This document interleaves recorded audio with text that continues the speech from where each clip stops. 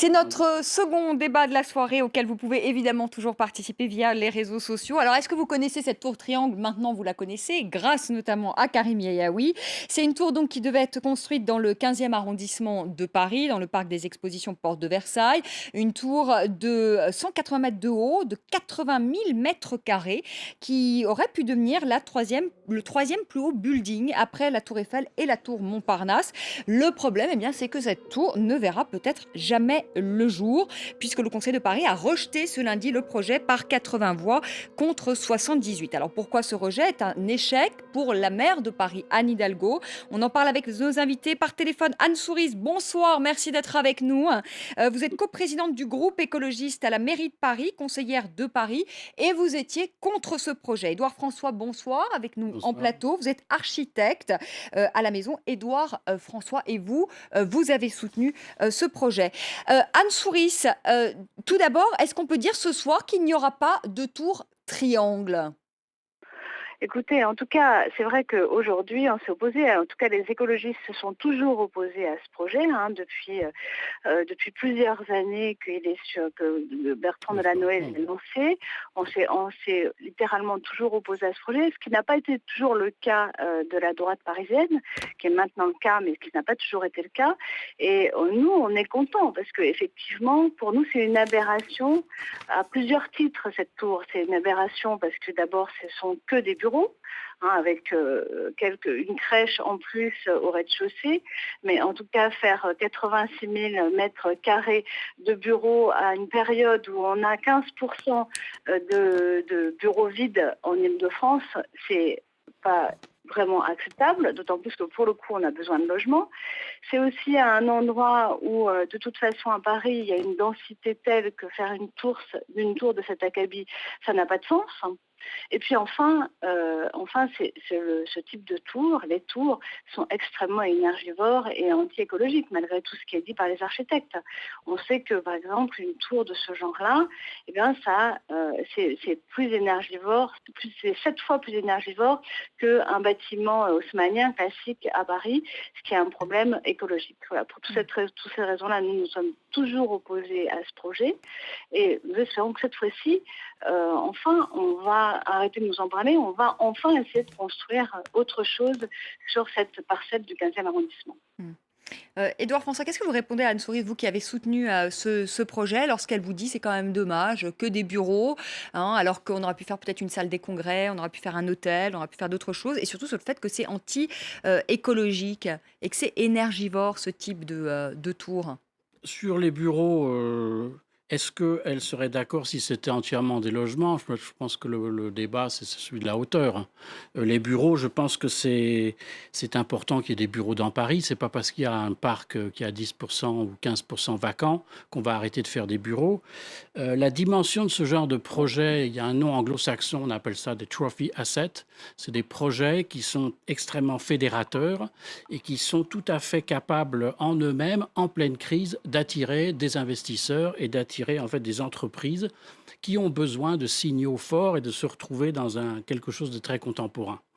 Ça, c'est une chose. D'autre part, sur les bureaux, ça sera livré en 2020. Qui connaît la conjoncture, je dirais, à cette époque-là? Ce qu'on peut dire, en tout cas, c'est que, indépendamment de tout acte qui consistera à deviner ce qui va se passer en 2020, ça a fait quand même plus de 1500 emplois dans une économie qui est totalement ravagée. Je pense qu'on a besoin d'emplois. Et Oui, c'est 3000 emplois à la clé quand même, 3 000 emplois, vous ce voyez, ça fait projet. 2 fois plus.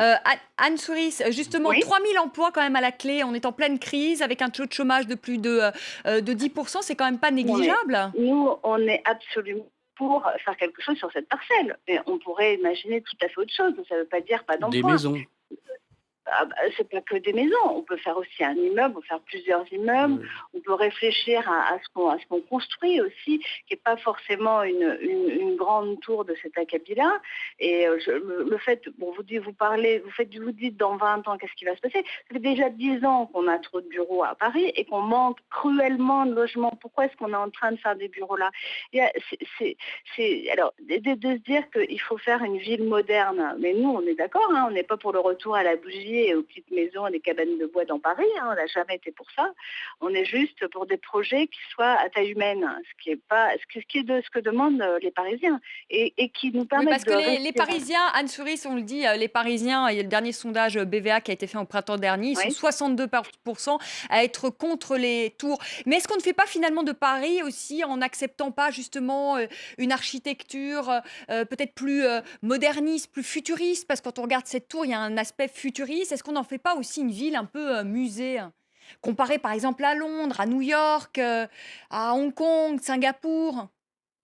C'est à la fois, vous avez raison, hein, on a une harmonie du paysage urbain à Paris beaucoup plus importante qu'à Berlin ou qu'à Londres ou que dans d'autres grandes capitales, mais on a aussi la plus grande densité d'Europe. Et ça aussi qu'il faut voir, c'est-à-dire que renforcer cette densité-là, alors que nous avons très très peu de jardins, alors qu'on respire très mal à Paris, c'est ça aussi qui ne va pas, vous voyez.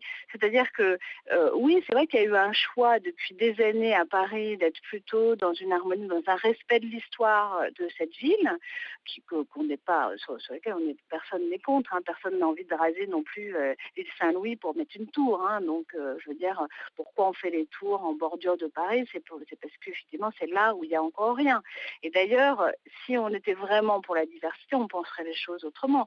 Parce qu'en réalité, à chaque fois qu'on construit des bars ou des tours ou des choses comme ça actuellement, à part la tour Montparnasse, qui d'ailleurs ne plaît à personne, il faut quand même le dire, c'est pas non plus du tout Oui, une mais à côté de ça, innovation. les Français aussi, ils étaient assez opposés. Alors, c'est dans un autre style, on parle pas de tours, mais aux Ouais. colonnes de Buren. Ils étaient aussi autorisés, ils étaient assez opposés aussi à la pyramide du Louvre. Et puis aujourd'hui, on Mais en pas est tous plus Ah, la contents. longtemps, hein. pyramide, D'a- ça, et nous, on s'est jamais opposé à la pyramide du Louvre Non, ou aux pas colonnes de vous, mais je dis Buren, les hein. Non, Français en non, mais oui, général. mais Ils craignaient, voilà, que ça défigure un peu leur Louvre. Et puis finalement, aujourd'hui, Édouard François, tout le monde en est content de cette pyramide. Rendez-vous là. Quand il y a- j'ai commencé à faire des immeubles de 50 mètres, j'en ai fait un que je livre. Le gros œuvre est fini dans 3 jours. Quand j'ai commencé à faire cet immeuble, c'était il y a 5 ans, tout le monde était contre en pensant que j'allais défigurer Paris, que nenni. Je vous invite d'ailleurs à l'inauguration. On fait une fête le 20, donc c'est cette semaine, pour voir qu'effectivement ça défigure rien du tout.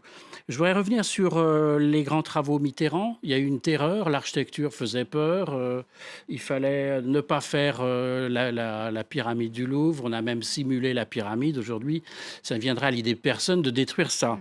Si on regarde aussi Londres, il y a 10 ans, je ne sais pas si vous vous rappelez, il y avait le prince Charles. Il était contre tout et c'est l'architecture en particulier. Il y a eu une tour qui s'appelle Le Concombre, son surnom fait par Foster, un autre prix Pritzker, 180 mètres en 2003. Les gens sont tellement contents de ce bâtiment qu'ils se sont dit on va faire plus haut. 2013, l'année dernière, Renzo Piano, un autre prix Pritzker, livre The Shard qui fait 309 mètres à Londres. Donc comme quoi, là on n'est pas à 309 mètres, on est à 200, un peu moins de 200 mètres. Bon, quel est en fait l'environnement? Parce qu'on dit cette tour va être tout seul. Cette tour va être tout seul, qu'est-ce que ça veut dire?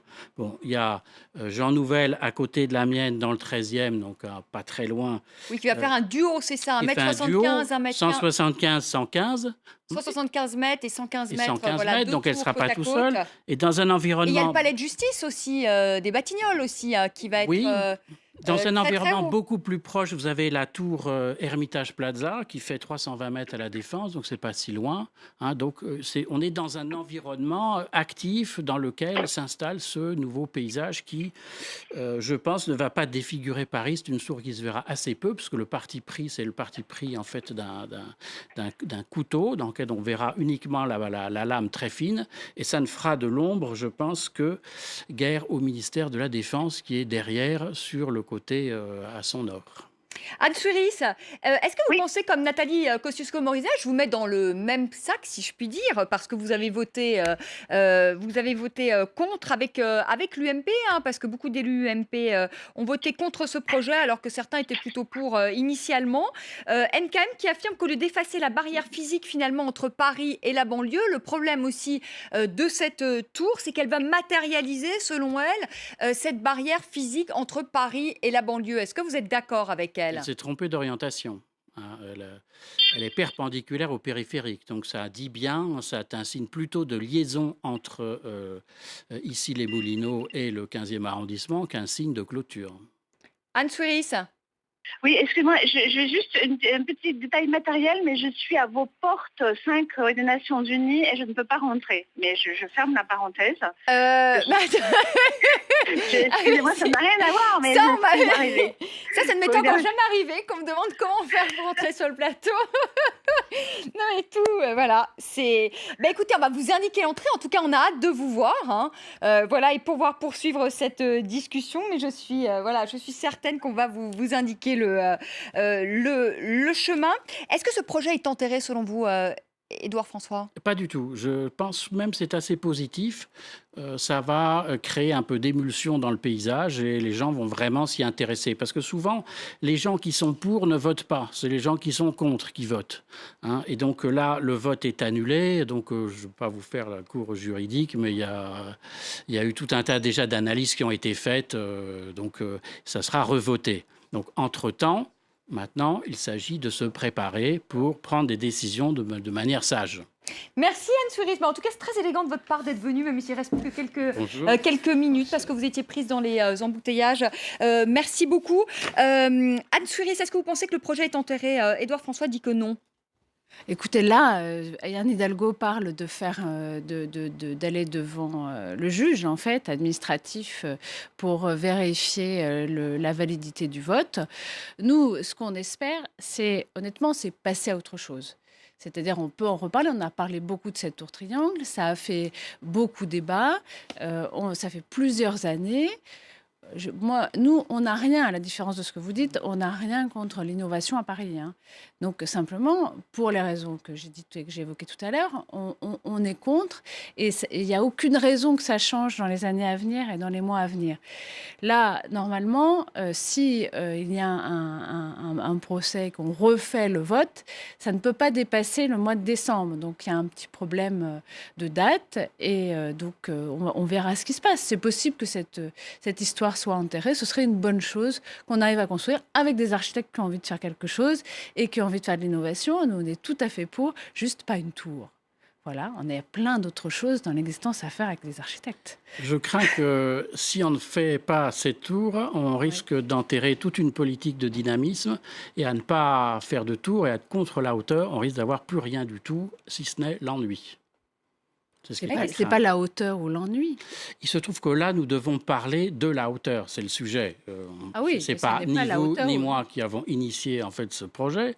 C'est comme ça. Voilà, c'est comme ça. Mais maintenant, Maintenant, si vous voulez, en allant contre ce projet, on va contre la hauteur, on casse tout un dynamisme et on risque d'avoir à la fin plus rien du tout. Écoutez, faisons le pari sur l'avenir que nous aurons quelque chose à la place et nous serons peut-être tous les deux contents. Mais est-ce que ça ne donne pas un aspect justement moderne à une grande ville, justement, d'avoir un peu de hauteur, hein, d'avoir quelques éléments en hauteur, hein? Parce que j'en reviens toujours à cette idée de ville-musée. Comme dit Édouard François, est-ce que c'est pas un peu ennuyeux, hein? Écoutez, je ne vois pas pourquoi c'est seulement la hauteur qui permet de changer la ville-musée. Il y a des tas d'architectures qui ne dépassent pas 37 mètres de hauteur. Oui, mais dès qu'on fera quelque chose d'un temps soit peu différent, vous aurez peur, hein. C'est la différence. Mais il n'y a pas de peur. Nous n'avons pas peur la tour ne nous fait pas peur. On n'en veut pas, mais on n'a pas peur.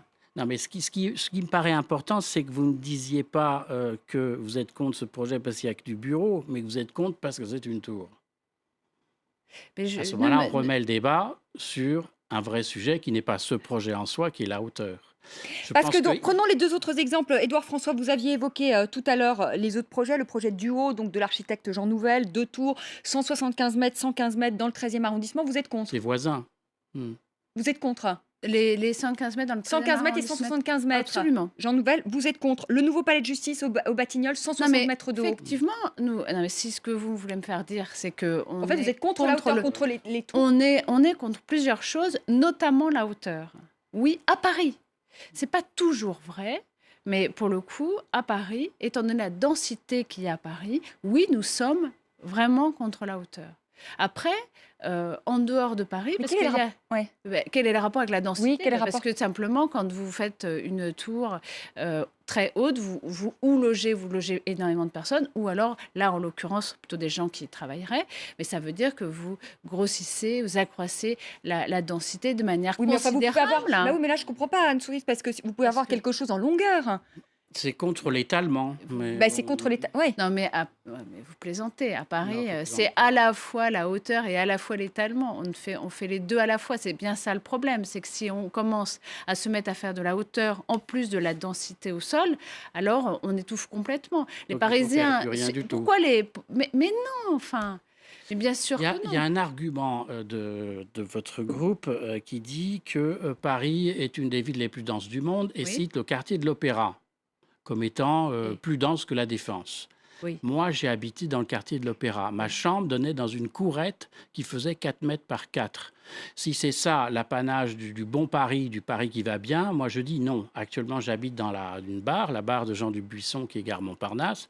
Je peux vous dire que ça n'a rien à voir avec la chambre dans la courette.